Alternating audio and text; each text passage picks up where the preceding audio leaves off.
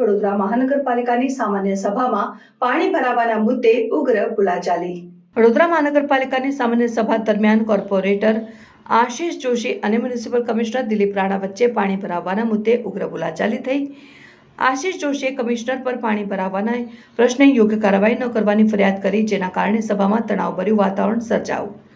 આ ચર્ચા દરમિયાન મુખ્યમંત્રીને રજૂઆત કરવાની વાત ઉઠતા વધુ વાદ વિવાદ થયો અને કોર્પોરેટરો અને અધિકારીઓ વચ્ચેના આ તણાવને કારણે સભામાં હોબાળો મચી ગયો અને સભા અનિયંત્રિત બની ગઈ। આ ઘટના વડોદરા મહાનગરપાલિકાની આંતરિક કાર્યશૈલી અને પ્રશાસનિક કાર્યક્ષમતાને લઈને પ્રશ્નો ઊભા કરે છે। કોર્પોરેટરો અને અધિકારીઓ વચ્ચેના સંવાદ અને સહકારની કમી સ્પષ્ટ જોવા મળી, જે શહેરના વિકાસ અને નાગરિક સુવિધાઓના પ્રશ્નોના નિરાકરણમાં અવરોધરૂપ બની શકે છે।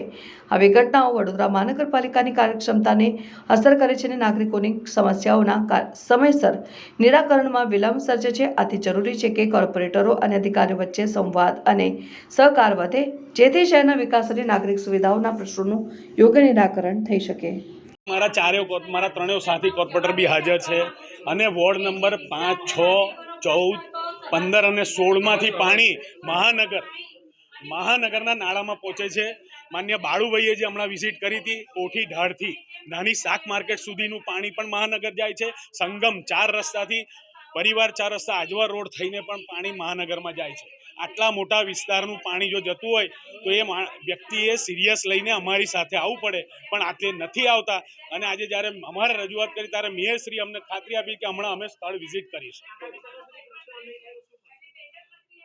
જે અત્યારે જે પ્રમાણે અમે પરિસ્થિતિનું નિર્માણ થયું છે અને મેયરશ્રી જો વિઝિટ કરશે તો ચોક્કસ લાગે છે, આપ પણ જોશો કે આ એવું કામ નથી કે જો ના થઈ શકે। મહાનગર ધારે તો 2 બાજુ મોટા પંપો મૂકીને તાત્કાલિક ધોરણે પાણી પેલી બાજુ ડાયવર્ટ કરી શકે છે।